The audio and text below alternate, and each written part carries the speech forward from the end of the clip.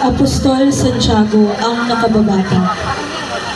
Ang alagad na tinatawag na kapatid ng Panginoon. Kamag-anak siya ni Jesus at kinikilala bilang isa sa tatlong haligi ng sinaunang simbahang Kristiyano, kasama ni Simon Pedro at Juan. Tinatawag siyang nakababata upang kilalanin siya mula sa isa pang alagad na Santiago rin ang pangalan.